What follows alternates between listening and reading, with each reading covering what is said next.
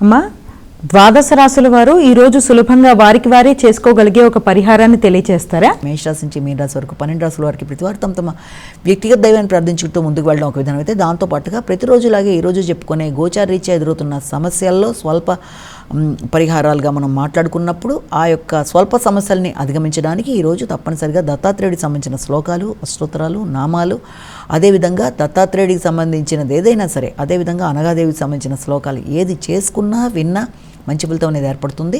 అదేవిధంగా అవకాశం ఉన్నట్లయితే దత్తాత్రేయుడికి సంబంధించిన దేవాలయ సందర్శన, ఇంకా అవకాశం ఉన్నట్లయితే ఇవేమీ చేసుకోలేనట్లయితే శ్రీదత్త శరణమం అనే శ్లోకాన్ని పఠించడం అయినా కూడా అనేక మార్లు పఠించడం బట్టి కూడా జ్ఞాన అభివృద్ధి అనేది ఏర్పడడం, అంతేకాకుండా ఆధ్యాత్మిక వృద్ధి, సమస్యల్ని అధిగమించే పరిస్థితులు, ప్రతికూలతల్ని అధిగమిస్తూ ముందుకు వెళ్ళే నిర్ణయ సామర్థ్యం మొదలైన వాటికి అవకాశం అనేది ఏర్పడుతుంది. కనుక అవకాశం ఉన్నవారు ఆ విధంగా చేసుకుంటూ ఈ పరిహారాన్ని పాటిస్తూ ముందుకు వెళ్ళాలి. ఎందుకంటే మనం చెప్పుకునే రాశిఫలాలు కేవలం ఒక వ్యక్తిని ఉద్దేశించి చెప్పలేదు కాబట్టి అన్నీ తమకే వర్తిస్తాయని అనుకోకుండా ప్రతి వ్యక్తి తమ వ్యక్తిగత దైవాన్ని ప్రార్థించుకుంటూ ముందుకు వెళ్తున్నప్పుడు తమ జాతకంలో కూడా తమ జాతకంతో కలిపి నడుస్తున్న దశలు అంతర్దశలతో కలిపి ఈ గోచర ఫలితాలను చూసుకుంటున్నప్పుడు గోచారీత్యా ఎదురవుతున్న సమస్యలు స్వల్పమే అయినప్పుడు ఆ విషయంలో అంతగా ఘర్షణ పడకుండా ఈ స్వల్ప పరిహారాలు పాటిస్తూ ముందుకు వెళ్ళినప్పుడు ఆ చిన్న చిన్న సమస్యల్ని అధిగమించడానికి అవకాశం అనేది ఏర్పడుతుందని మనం భావించవచ్చు. నమస్కారం.